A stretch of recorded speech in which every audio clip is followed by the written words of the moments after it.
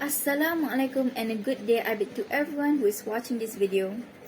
My name is Mashitah binti Shamsul Kamal.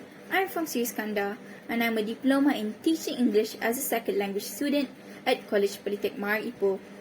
Today I will be doing a short review, but before I begin, I want to give my thanks to IPG Perak for letting me participate in Bicara Buku dalam Talian. Again, thank you. I really appreciate this opportunity given to me. Now, with that aside, let's start our review. The novel that I want to talk about today is entitled All the Bright Places, written by author Jennifer Niven. This book was published in the year 2015 by Naf Publishing Group.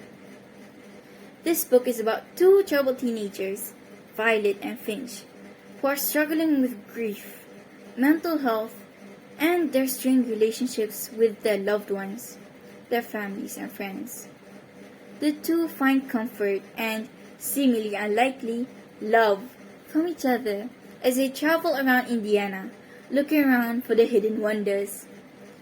It is a story of them trying to help and save one another from their problems. I really love this book because of the characters and the themes that the book explores.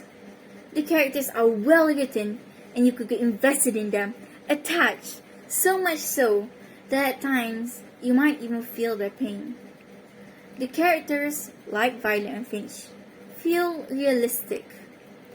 Violet was suffering after her sister died in a car crash months before the story began, while Finch is labeled as a freak at school, and it was implied that he was abused by his father. You can see the effects of their trauma. You see how some people react to how different you could become because of it, which is not always good. Some of the characters also suffer from mental health issues, which some of us might be able to relate to.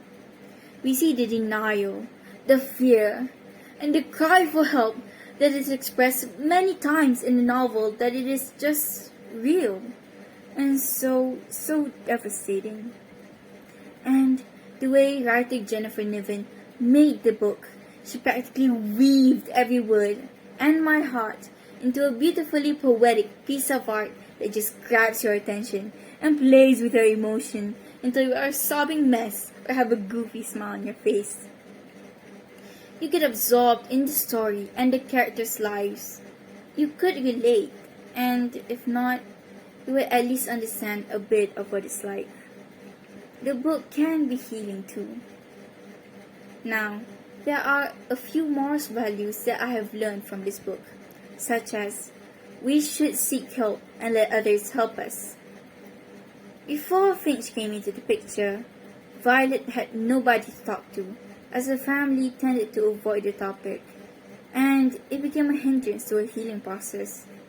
Then enters Finch, who tries his best to help her heal. Meanwhile, Finch struggles with an undiagnosed bipolar disorder and depression, but he refuses to be helped. With the lack of support, his condition worsens. Although after a failed suicide attempt, he at least tried to seek help at a suicide support group. Another one is that we should be more aware of issues like these so that we can help our loved ones with dealing with them. Ignorance is not always bliss. Sometimes our ignorance will lead us to losing our loved ones. For example, Finch's family doesn't understand and see the symptoms of Finch's mental instability, which led to grave consequences. His friends are also quite indifferent to how he acts at times, as they just think it's just Finch being Finch. Same goes to Violet's family, who seem to overlook her ordeal and need of help. Last but not least, we should remember that our actions have consequences. Though this may not be the main theme, but I could still see this topic in the book. As I have mentioned earlier, Finch has suffered by the hands of his father and schoolmates, verbally, emotionally, and physically. This might have been one of the causes that led to his mental issues. He is afraid of becoming violent like his father, and because of the fear, he refuses to get help or be diagnosed. It led him further down the spiral. Doesn't help when he's taunted and targeted by Violet's ex and the other students. Anyhow, to sum it all up, we can learn from this book, and it also has an interesting story. Books like this one has a lot to offer, and that is why I recommend you to read it. This book is a very good read and will leave you with a whirlpool of emotions. You don't believe me? Well, now it has a movie. But I still wholeheartedly recommend you to read the book as it gives a different experience. Let yourself be immersed in the story as you read page by page. Are you up for the challenge? That's all for today. Thank you for lending me your ears, and I wish you all a wonderful day.